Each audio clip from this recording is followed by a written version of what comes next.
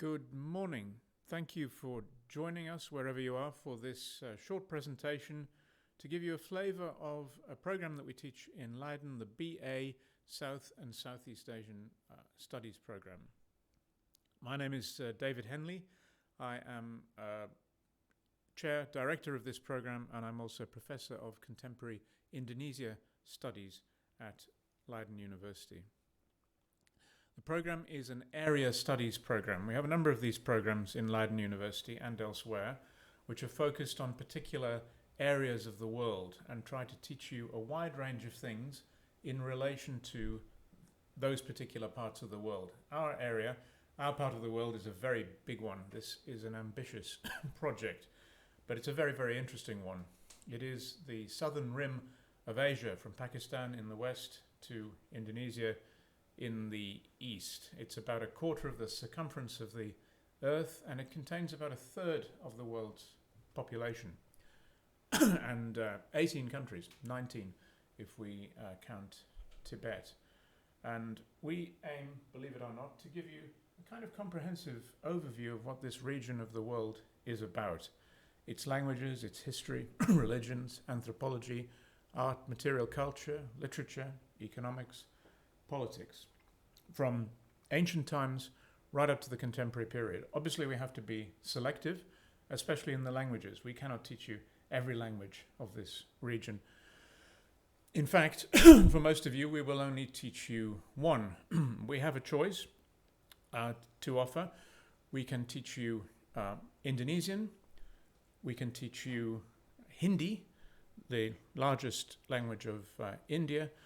We can teach you Tibetan, and we can teach you Sanskrit, the Latin of Asia, the classical language of this part of Asia. You have a choice between those four languages, and the language teaching makes up about 1/3 of the total program and is a very important component of it, because we regard language as a vital window on culture, history, and everything else. In the other parts of the program too, the non-language parts, you will have a lot of choice of religions to focus on, and also of countries and areas to focus on within the area which we're talking about, and also a broader choice between classically orientated subjects, that is, subjects dealing with the period before about 1400 after Christ, and on the other hand, there is a modern track or specialization which is mostly about more recent periods. We'll get on to the structure of the program a bit later. The program is taught in English by a pretty diverse staff, many of whom have their own roots in this region. It's a very internationally orientated program. I am a oldish white man, so I'm not very representative of the diversity that we have in the program, but we do have that diversity. And our program is about diversity, it's about cultural difference, it's about understanding and appreciating that, and our staff reflects that. We all spend a lot of time also in the areas we're looking at. We are not desk-bound scholars, not even the Sanskrit and classical period specialists. We like to think of ourselves as a fairly contemporary, fairly interesting bunch of people. The region that we're looking at, of course, is a terrifically important one. It's very big, it's very populous, I've already said that. It's also very, very dynamic, for instance, in economic terms. Some countries in this region are now among the richest in the world. Singapore, richer than Australia per head of the population. Almost all of its economies are growing very fast, much faster than the global average. So economically, this is a region which owns the future. And of course, that has consequences in employment terms, in terms of job prospects. We don't guarantee that you'll automatically get a job as a result of and a high-paying job as a result of the economic dynamism of Asia, but it's certainly something to think about. Of course, it's also a region with a lot of economic and other problems, a lot of poverty still, a great deal of inequality. We will teach you, of course, about that in our contemporary courses, as well as about the achievements and the prospects of developing Asia. Culturally, too, this is an important area. It has important cultural exports to the West as well, to European countries and the Americas. Food, for instance. In my book, there's no better food in the world than the food of South and Southeast Asia, and that is increasingly understood around the world, and of course it's a growth industry. But also many other things, Bollywood, body disciplines, martial arts, yoga, etc. People have heard of these, and of course the old religious exports, Buddhism, one of the great world religions, still something which many people are interested in all countries of the world, originates, of course, in South Asia, and is its greatest cultural export. And we can teach you about Buddhism in our program, as well as about other religions, Hinduism, Islam, the other great religions of South and Southeast Asia. A little bit of a quiz. I'm not sure how well this will work in the online format, but let's give it a go. Which country do you think has the biggest Hindu temple in the world? Hinduism, of course, being the traditional religion of the Indian subcontinent.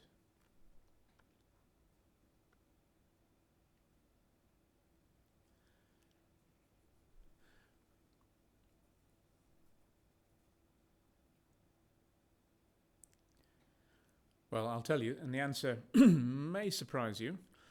It is, in fact, Cambodia in Southeast Asia. Cambodia is the site of Angkor Wat, one of the wonders of the world architecturally, still a massive and impressive building, even in the 21st century. It is a Hindu temple, or it was originally built as a Hindu temple in the 12th century. But of course, it's not in India. It is in Southeast Asia.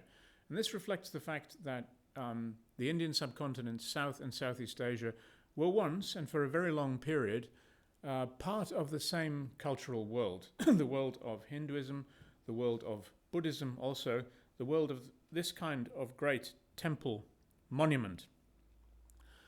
Much of the cultural legacy of South and Southeast Asia today reflects this period of cultural unity, this ancient period in which the religions and the mythology and much else from India inspired civilization across this vast swathe of Asia.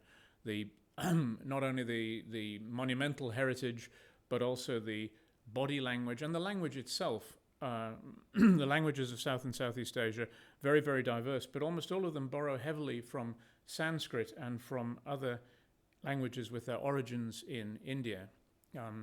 Sanskrit was, of course, the language of scholarship, the language of religion, the language of power and kingship in the first millennium after Christ, across this whole swathe of South and Southeast Asia. Many, many Sanskrit words still in the languages of the modern languages of the area. And this then was the period of classical Indianization across South and Southeast Asia, and it explains in part why we treat the region as a single unit for the purposes of our program. It does have a cultural unity to it, which reflects essentially this ancient period in which the religions, the languages, the mythologies, the scripts, also the written languages of India, were also those of Southeast Asia and a much larger area. Another interesting question, which might, for some of you, have a surprising answer. Again, it's about religion. Which countries of the world do you think have the biggest Muslim populations?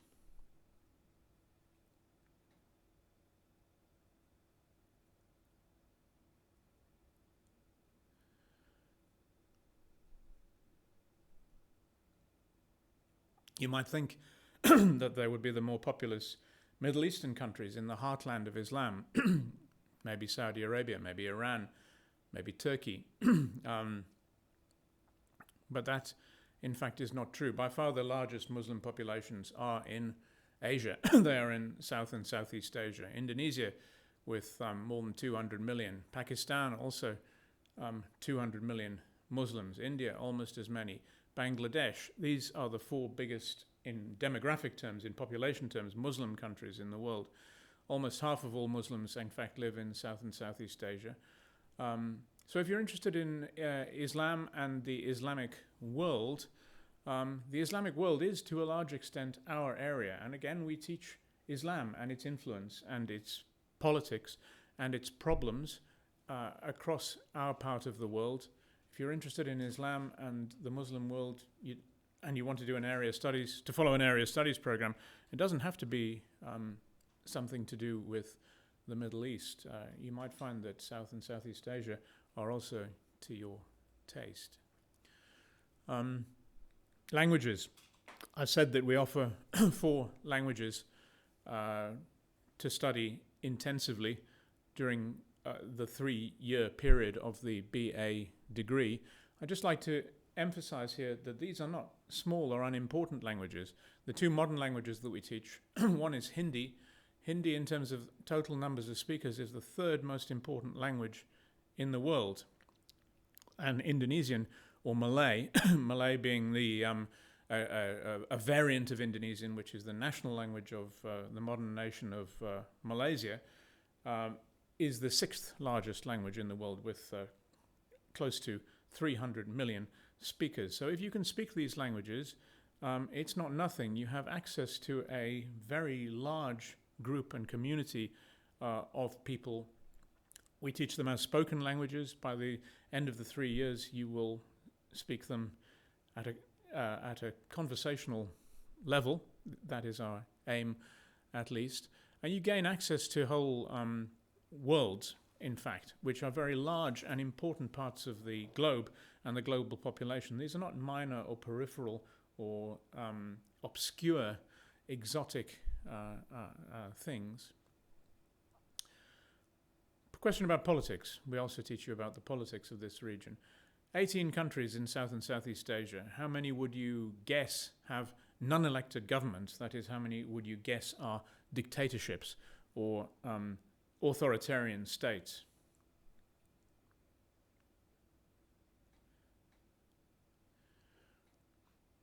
Well, you might think superficially that... oops. We seem to have lost... Oh, here we go. 6? Very good. Who's that? You don't need to follow our course. No, you do need to follow our course, and I'm sure you'll find it our program, and I'm sure you find it very interesting. That is an extremely good guess, because if I remember correctly, and I hope I'm not wrong, because I have to have a look at my next slide, it is exactly 6. 8 years ago, it was only 4. We're in a phase of democratic regression now, in which democracies are weakening and falling in Asia, but they are still greatly the majority of the countries in South and Southeast Asia. The quality of the democracies then may not be very strong, but there is, I think, a stereotype in European countries and in the West that Asia is full of autocratic states. In fact, it isn't. Democracy is still very much the normal and popular form of government for most of Asia. And even in countries which don't at the moment have democratically elected governments, I'd say democracy is still the normal and popular form of government as far as most people are concerned in those countries. For me, this is kind of a reassuring thing and a positive thing about South and Southeast Asia. The combination of economic growth and dynamism, poverty reduction. I've said there's a lot of poverty in South and Southeast Asia, and there is, but poverty is falling fast in this region. There are great advances being made, great achievements being reached in most of the countries of the region. And also most of these countries of the region, although they are not at present democratizing, actually their default mode of government is a democratic mode, and democracy is still popular and regarded as normal by most of the populations. This is always kind of hopeful for me. If I travel in South and Southeast Asia, I always have a hopeful feeling that the future will be brighter than the present. And that's kind of, in recent years, perhaps a rare feeling to have about the world. I see this vast region which we study as a region of progress, of hope for the future. And I'm mostly orientated personally toward the present, toward contemporary topics, toward contemporary politics and economic development. And I see that as a bright and hopeful story, and something which is interesting and attractive about our region. Alongside, of course, the richness of its cultures and its great heritage of classical art and religion, which is also, as I've said, something we try to tell you about in our program. South and Southeast Asia are beautiful. They're also physically beautiful. Not every part, of course, but some of the great sights and experiences of the world are to be had in this area. And our program will take you there. A signature element of the BA South and Southeast Asia program, and one which distinguishes it from some other programs in Leiden, which also are partly area studies programs, such as the International Studies program based in The Hague, which is a good program and which will also give you some elements if you choose to take that specialization of knowledge of South and Southeast Asia. But they don't have an integral semester abroad in South and Southeast Asia like we do. All our students, in principle, spend the first semester, 6 months if they like, of their third year, immersing themselves in situ in language and culture, either if they're learning Indonesian in Yogyakarta in Java, or at the University of Hyderabad in India, or for those students following Tibetan and Sanskrit in Kathmandu. Probably, that one is not 100% guaranteed, but almost. And this is free of charge. It's not something which is done on the basis of selection.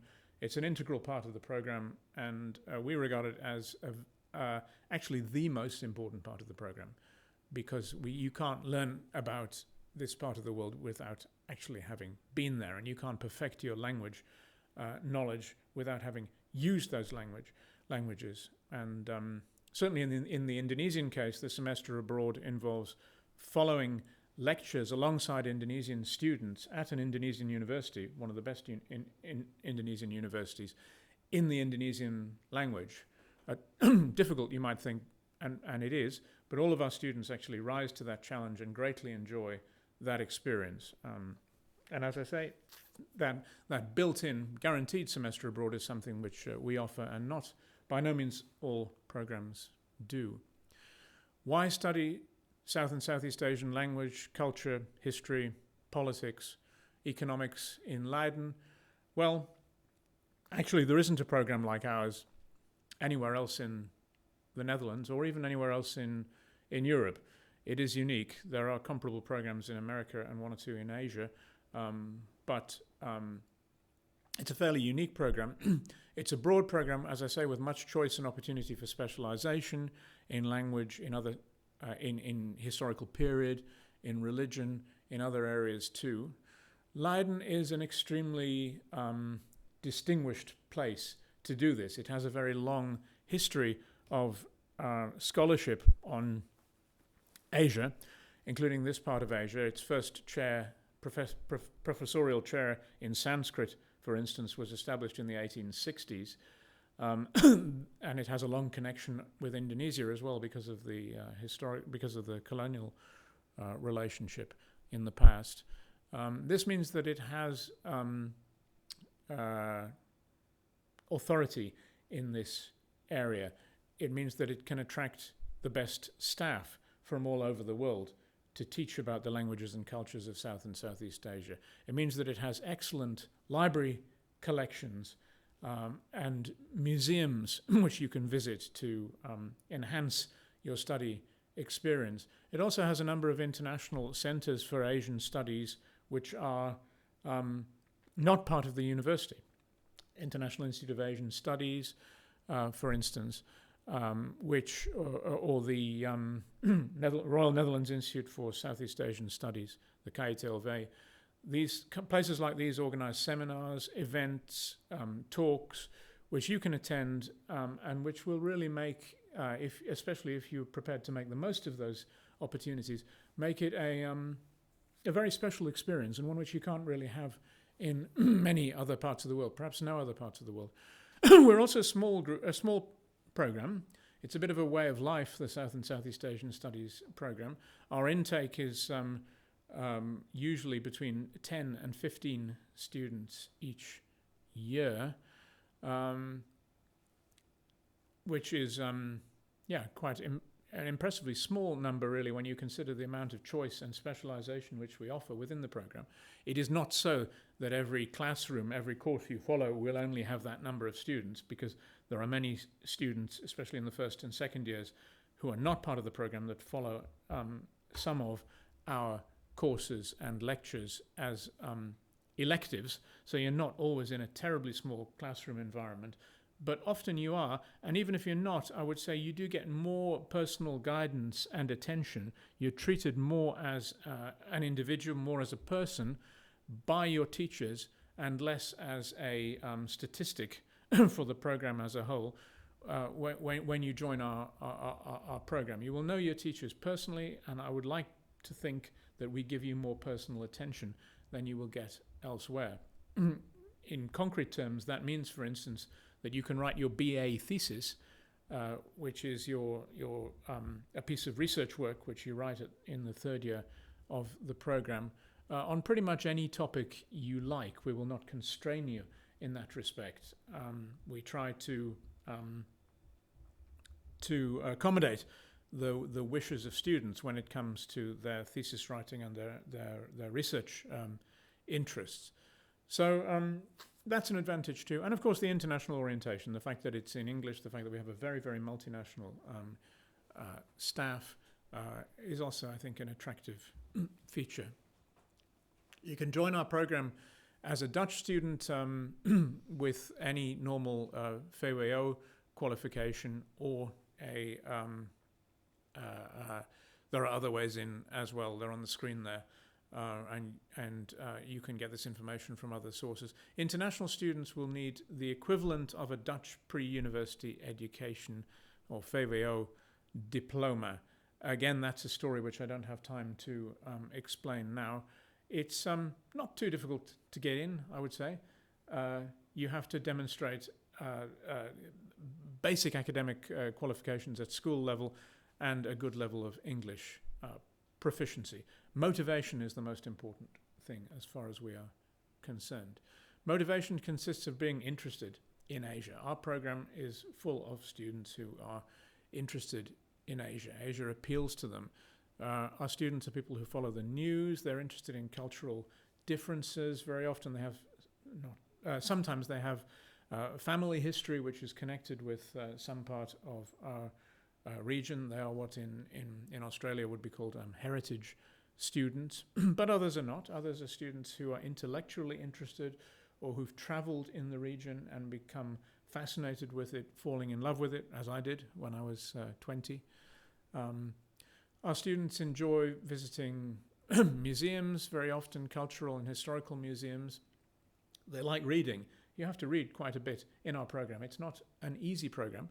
It's not an easy ride. It involves plenty of reading and writing, and you must not shy away from that. You must be curious, and you must be not easily satisfied with superficial explanations, and you must be interested in other people's other ways of looking at the world. I think that's very important, that there's not only one way of living.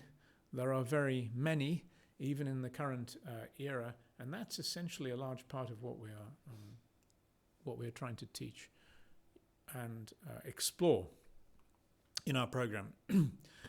The curriculum, how are we doing for time? Half an hour. 30 minutes. We've had half an hour. Okay. I'll try and... This will only be a very brief idea of the curriculum of the program.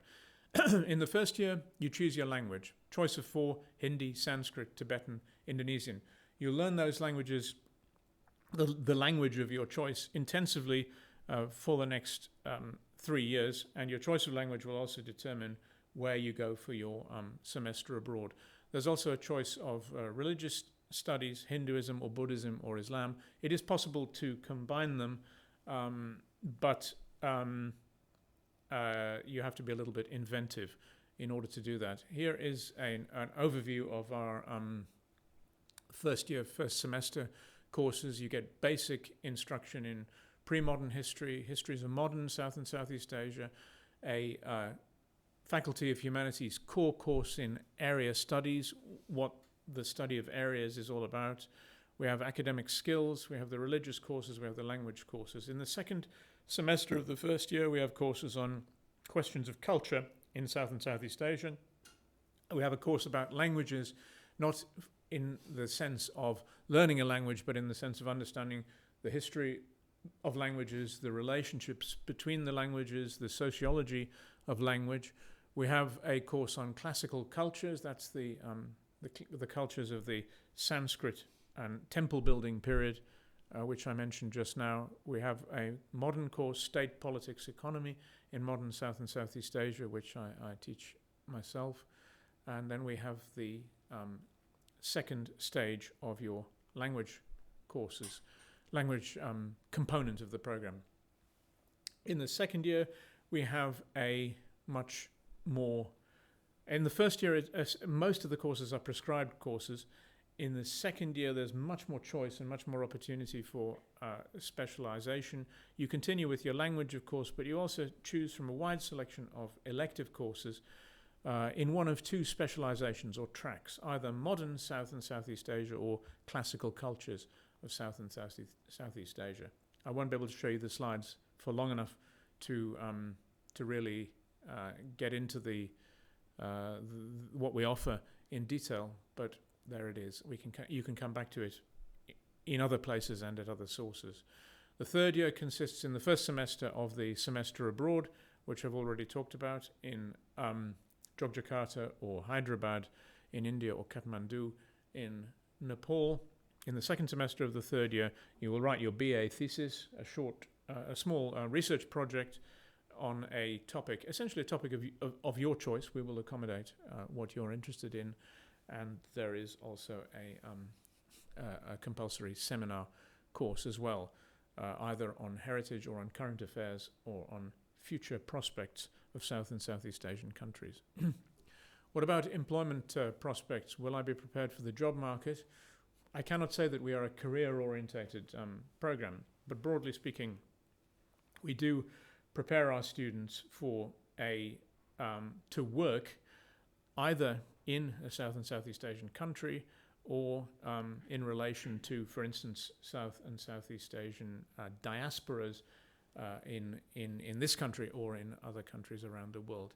More broadly, though, we teach you the skills that other BA Humanities degrees would also teach you, and I hope that they are useful skills, the general skills of communication, of analysis, in our case in particular of intercultural skills. That is a special thing about our program. Creativity, how to do research, how to arrive at an informed opinion, how to select and process complex information. We do have a lot of information in our program, and you do have to be able to sieve and interpret and summarize it. Those are all skills, of course, which are useful in any context, and they are appreciated by employers for that purpose.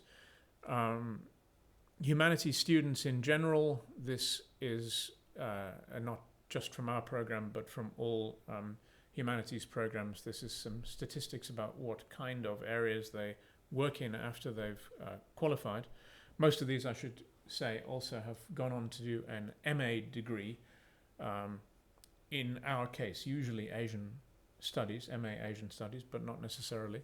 But once you get out into the real world, about 15% of humanities graduates work in education or in government. The rest is extremely diverse, as you can see.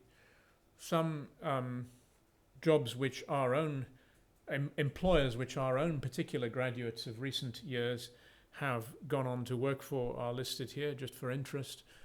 They're very diverse, as you can see. Some of them are related to the actual knowledge content of our program. Netherlands Ministry of Foreign Affairs, Indonesia, Netherlands, Youth Society. University of Melbourne, one of our graduates lectures in Indonesian studies in Melbourne. The Indisch Herinneringscentrum in Den Haag, which is a heritage centre for people with Indies, that is Indonesian origins in the Netherlands. Other employers, though, have nothing in particular to do with South and Southeast Asia. Agricultural engineering, an institute in Mexico, the political party, international retailing company. So it's a mixture of subject-related and you might call skills-related employers. I think our graduates, at least I can say that they don't have any more bother getting a job that they like than the graduates of other humanities programs. If you'd like to know more about our program, and if you'd like to experience it, please do come to the on-campus experience day. I realize most of you are not in the Netherlands, so maybe this is not such a relevant thing to say. But if there are any of you that could come, it will be on the 25th of November, Friday the 25th of November, in the afternoon. We'll have a couple of sample lectures, sample language class by my colleague Abhishek Avtans on teaching Hindi, and there will be opportunities to speak to us and other staff in person, and there will be drinks afterwards. That's highly recommended. If, as I suspect, you cannot come to the on-campus study experience, there is also an online study experience. I have put the link up there, and it is on the public website, public web presence of our South and Southeast Asian Studies program within the website of Leiden University. If you want to see those, it consists of a set of mini lectures and quizzes, more detailed and more realistic than what I've been saying to you this morning. You do have to fill in a little form. I'm afraid this is Leiden bureaucracy in order to see those mini lectures and do that experience, but you don't have to fill in very much, and it is vrijblijvend. It doesn't commit you to anything. There are 4 lectures, I think, very short lectures with an interactive component on various aspects. I think a representative taster of what we try to teach in our program. Please do have a look at it if you want to get an idea of what we do, and you cannot attend the on-campus student experience on the 25th of November. I hope you found this interesting. I hope some of you, that we will see some of you joining the program next year. Thank you very much. Terima kasih banyak for listening. And yeah, I'm opening the floor for questions, and I see there is already one. How much time per week is spent on language learning, and how difficult are these languages if I'm motivated about it? Yeah, the language learning is 1/3 of the program. So it's 1/3 of the, whatever it is, 40 hours a week, in practice maybe more, that all students, are expected to spend on their study. The contact time is usually 2 2-hour language lectures or language classes each week, and then there is homework on top of that. How difficult are these languages if you're motivated? Motivation is the thing with language learning. If you're motivated, languages are not terribly difficult. Our teachers do the best they can to motivate you, and they're good teachers with a lot of experience. You do need to bring motivation, though, to the class in order to be really successful. So 1/3 of the program, in practice maybe a little bit more than that in terms of study time as opposed to contact hours. We will teach those languages to a higher level and a bit more intensively than other programs here and around the world. So we help you plenty. I can recommend Indonesian, which is a great language to learn, a language which in the beginning at least is fairly easy to learn. I think it's fair to say. Of course, to speak it really well is just as difficult as to speak any other language, but you can make rapid progress in the beginning. And Indonesians, as you will find out when you go on your semester abroad, are very helpful and accommodating to people who want to learn their language. There is no more friendly language learning environment in the world than Indonesia. But of course, there are other languages too, and they also will be taught with great enthusiasm and expertise by our teachers. I don't want to put them down in any way. There's another question, but for some reason the software didn't work. But the other question is, can I do any masters related to the bachelor after this, or even in Southeast Asia? The kind of natural successor program, follow-on program, is our MA program in Asian Studies. That's a 1-year, 60-credit MA program, which includes a specialization, well, actually separate tracks, one in Southeast Asia and one in South Asia, including language components if you want them, Indonesian and Hindi languages. However, I'm not sure what proportion of our students follow that program, but I'd say it's not more than half. It's also easy, although not guaranteed, to get access to all kinds of other MA programs in this country and outside the country. We have quite a lot of people switch to anthropology, for instance, or here or in Amsterdam, and the MA Asian Studies program is the one which, having graduated from our program, you have guaranteed access to.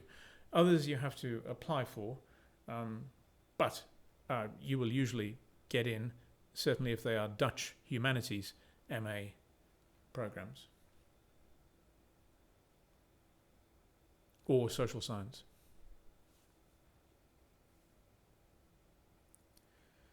Any more questions?